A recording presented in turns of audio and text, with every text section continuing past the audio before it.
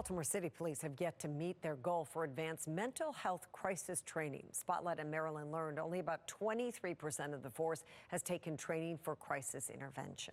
Baltimore police still face a 7% shortfall 8 years after a policing consent decree took effect. Our Tessa Bentulin spoke with law enforcement who say one key issue is hindering this progress. Officers who are trained in CIT, known as Crisis Intervention Team, are supposed to act as the first line of defense to respond to calls involving a mental health crisis.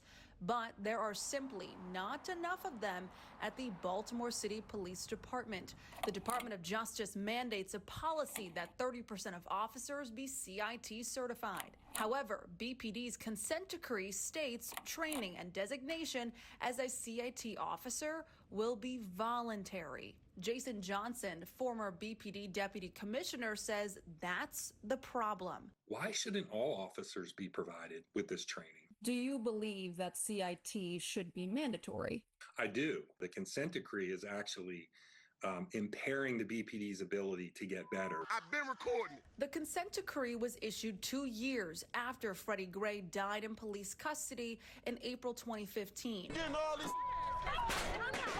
Riots took over parts of the city.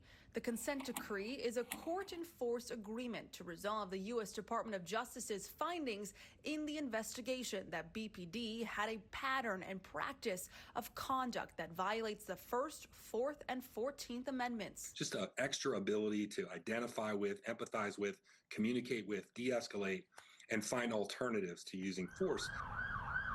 Officers across the country routinely respond to calls involving mental health. Caller wants a wellness check on Latasha Brooks. Take, for example, this call from June. Several officers responded to a 70-year-old woman in the midst of a behavioral health crisis in her home. Diagnosed bipolar disorder, attempted to stab him with a knife. Baltimore police say only one officer on scene was trained in crisis response.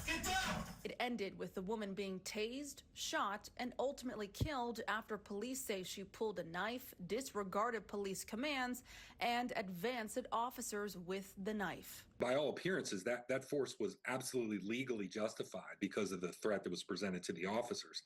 But it causes you to question, well, what would have happened? Would anything have been different if those officers had been CIT trained? Becoming CIT certified involves 40 hours of in-person training, including how to conduct a field evaluation, de-escalate situations, and suicide intervention. CIT training goes more in depth for these police officers. Sergeant Betsy Smith is the spokeswoman for the National Police Association.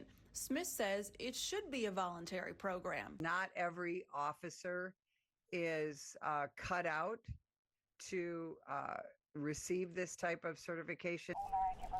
Smith says 9 out of every 10 police departments in the nation are short-staffed.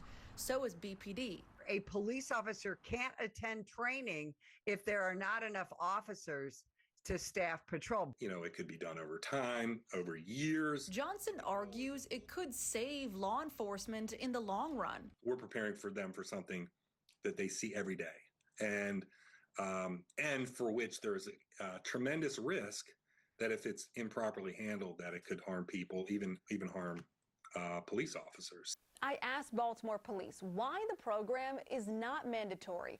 In response, the department says the consent decree requires CIT certification be voluntary. Now, there are some CIT classes upcoming for some of these officers.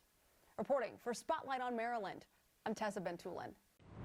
I'm Mary Bubala. Thank you for watching. Here's another video for you to watch. Also take some time to subscribe to our YouTube channel.